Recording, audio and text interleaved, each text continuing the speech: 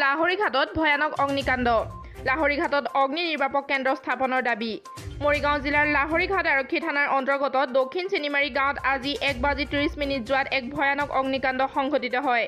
এই অগ্নিকাণ্ডত দক্ষিণ চেনিমাৰী গাঁৱৰ মুস্তাফা আহমেদ, নিজামুদ্দিন, আকাশ আলী, নাজমুল হক, জুবাইৰ আহমেদ আৰু আৰিফ আহমেদৰ ঘৰ সম্পূৰ্ণৰূপে জাহ যোৱাৰ উপৰি নগদ 2 লাখ টকা জাহ যায়।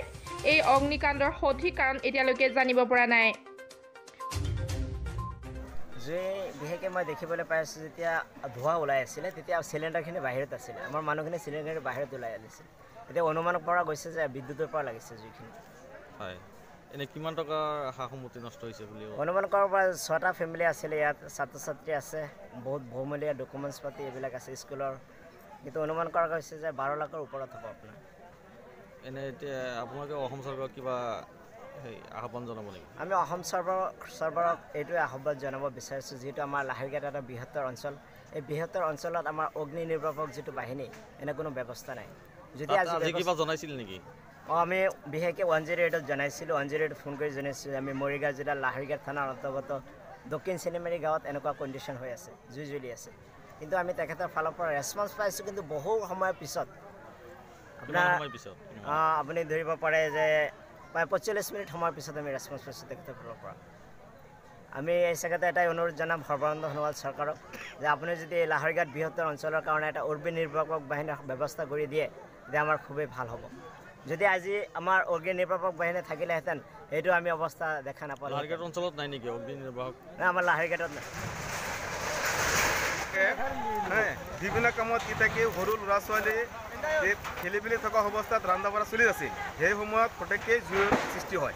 কিন্তু এই বৃহত্তৰ লাহৰীঘাট অঞ্চলটো এই মানুহজনৰ নাম কি? মুস্তাফা আহমেদ।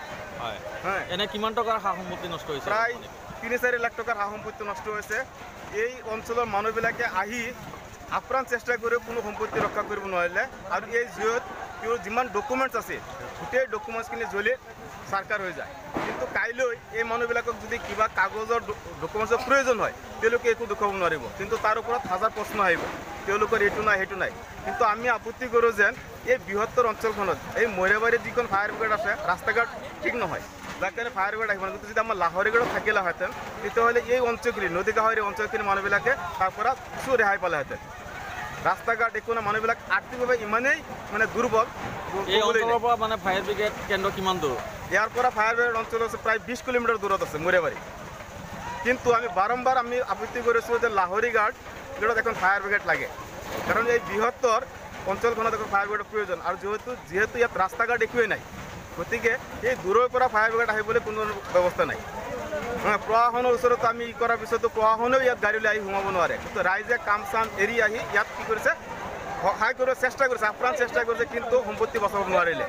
এই 4-5খন ঘৰ জ্বলি নাইকিয়া। লাহৰীঘাটৰ পৰা আফতাব হুছেইনৰ ৰিপৰ্ট, দৈনিক টাইম।